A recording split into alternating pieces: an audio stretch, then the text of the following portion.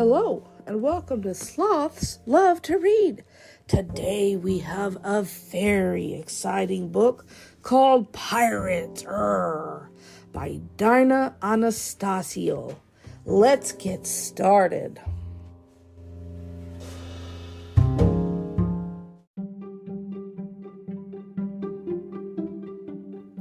Pirates by Dina Anastasio. It is a quiet morning on the Caribbean Sea. The year is 1718, and a Spanish ship is sailing over the gentle waves. It is carrying gold, silver, and beautiful jewels back to Spain from the rich New World, America. Little do the Spanish sailors know, but on the other side of the island, another ship is waiting. It is a pirate ship.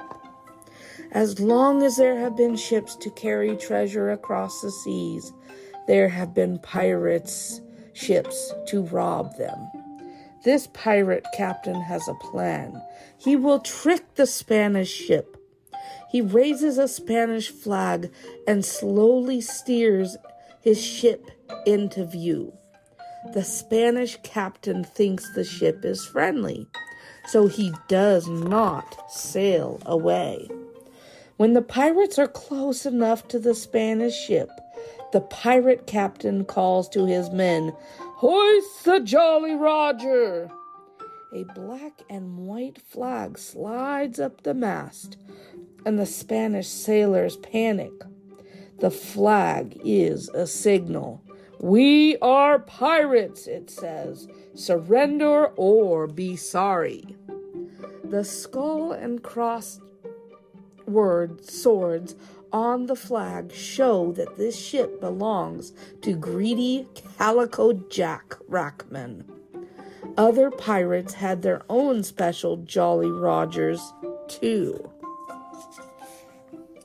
The Spanish ship starts firing, but the pirates fire back with cannonballs and smoke bombs. The pirate ship is smaller and faster and carries more guns. Does the slow, heavy Spanish galleon stand a chance? No. Soon, two cannonballs chained together fly through the air. They break the big mast of the galleon in two. Now the Spanish sailors cannot even sail away. The pirates swing ropes with hooks onto the deck and quickly climb aboard. They are colorful and frightening sight, waving sharp cutlasses and dressed in bright silk scarves, silver buckles, gold, and jewels, all taken from other sailors on other ships. "Well, men," Calico Jack calls, "let's see what treasure we've got." Some of the pirates go below deck. They return with chests full of jewels and coins. "There's pieces of 8, Captain," they shout. "Gold doubloons, pearls, rubies, and medicine." Money and jewels are not the only kinds of treasure the pirates are after. They have been at sea for a very long time, and some are sick and hungry. To them, food and medicine are as valuable as gold. The pirates take all they can from the ship and burn what they can't carry. Then they sail away to divide up the loot. Each pirate gets an equal share, except for the captain, who gets more. It is part of the pirates' code. Although they were thieves and murderers, many pirate crews made up their own strict laws to live by. Some even wrote them down. This is how one pirate code might have looked. Code of Conduct. All crew members shall get an equal share of treasure. The captain shall get twice as much. The captain shall be elected fairly. Everyone shall have an equal vote. No gambling aboard the ship. While at sea, lanterns and candles must be out at 8 o'clock. Stealing from crewmates and deserting will be punished. If a pirate broke his ship's code, he was punished. For a small crime like gambling, a pirate might be fined.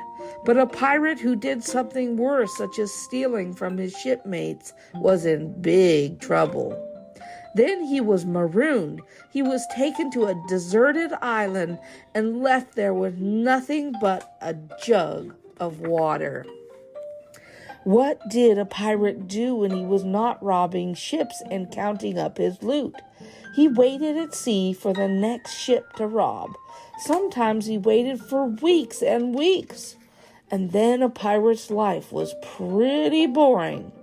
Most of the time was spent repairing the ship, patching up ripped sails and mending the lines. The pirates also had to catch their dinner. If they didn't find any fish, they would have to eat hard, wormy biscuits and warm beer. The best time for pirates came after they had robbed a ship. Then they returned to shore to celebrate. Port Royal, Jamaica, was one of the favorite hangouts of the pirates of the Caribbean. There they ate and drank, gambled, and acted as wild as they could until their treasure was spent and it was time to steal some more. Of course, not all pirates spent every bit of their loot. The famous pirate Blackbeard is said to have buried lots of his treasure. He was going to come back for it later, but he was captured before he could. Blackbeard's real name was Edward Teach, and he was one of the meanest pirates ever to set sail.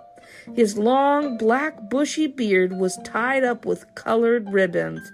He wore 6 pistols, and if that didn't make him look fierce enough, he stuck long matches under his hat and set them on fire to make himself look more frightening.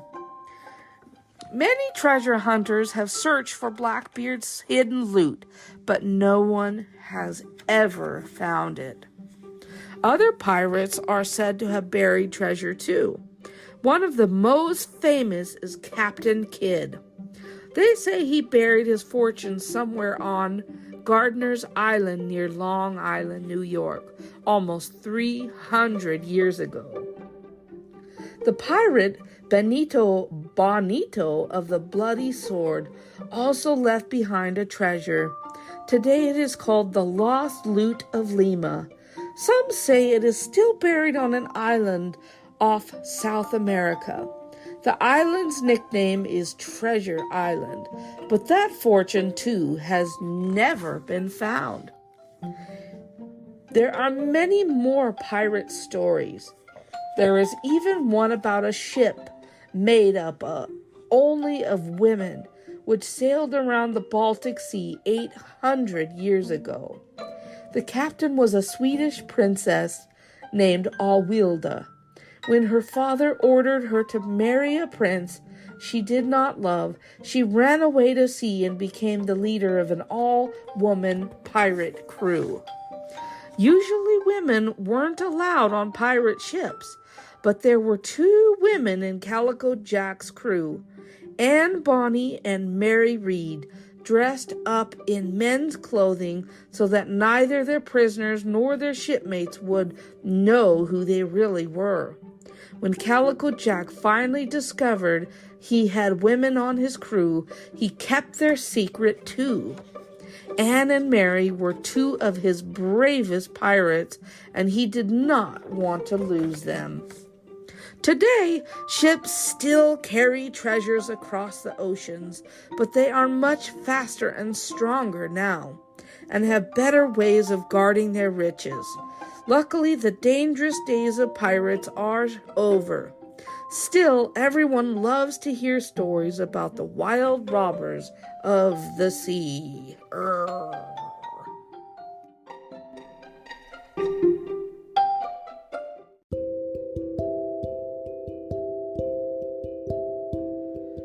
Oh, what a wonderful story this has been about the pirates. What an interesting past that pirates have. I hope that you will do more research on famous pirates of long ago. It is a really amazing and very interesting study to study pirates. I hope you've enjoyed this story, Pirates by Dina Anastasio. Thank you so much for listening in, and I hope that you will check out our summer books and check them out on Amazon.com or our website at slothdreamsbooks.com. Thank you so much for listening in today. Bye-bye for now, everyone.